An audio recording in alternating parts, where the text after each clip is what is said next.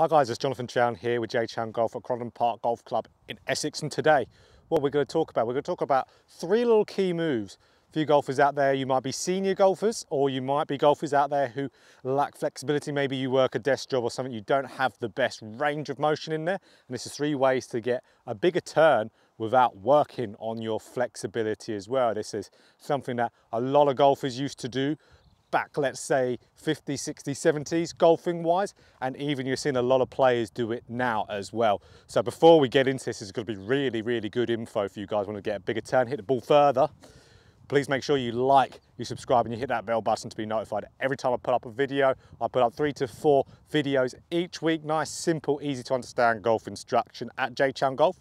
We want to make golf easier, not harder. So let's make golf easier with the instruction, the information we're getting. So what we're going to talk about a little bit here, we're going to talk about the three nice key ways to help turn the body in the backswing.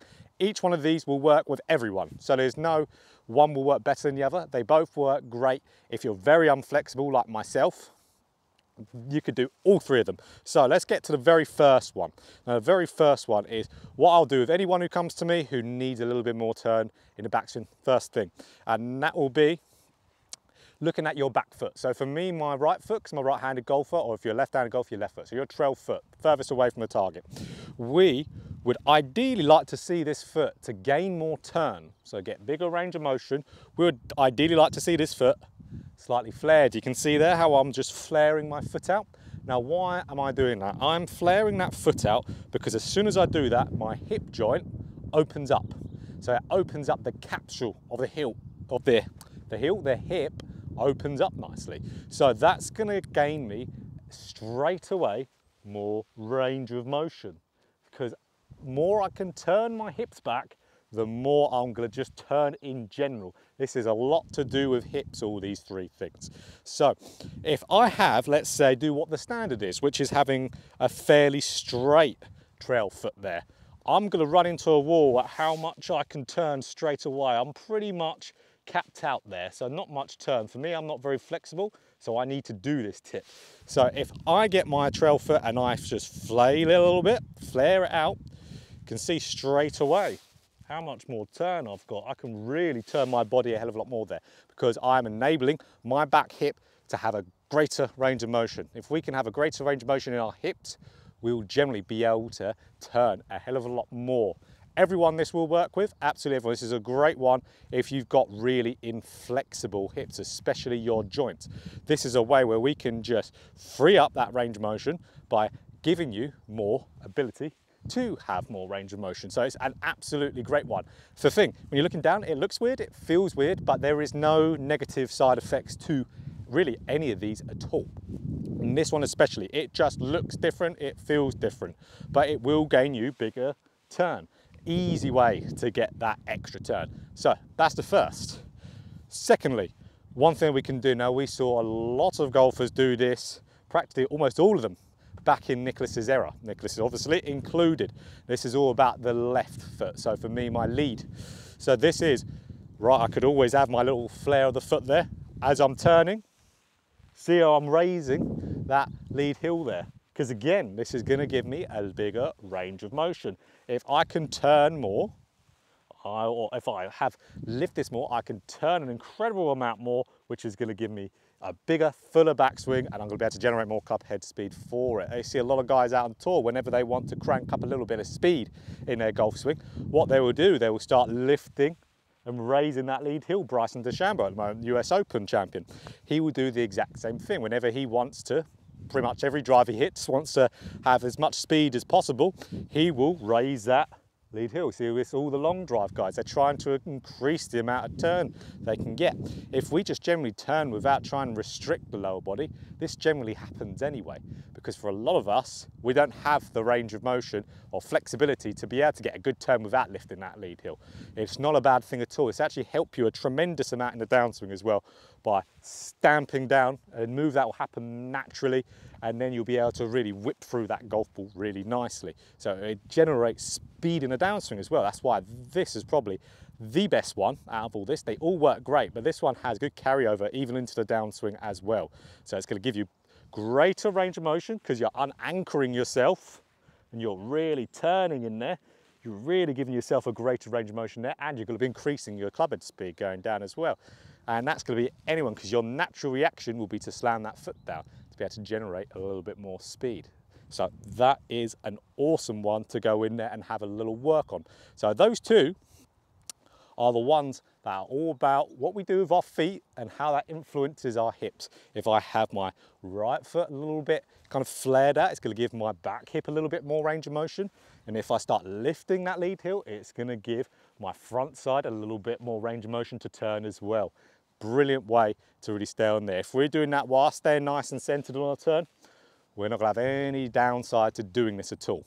Now, the last one, the third one. So the third one here, this is something that is straight out of Jack Nicklaus's golf swing.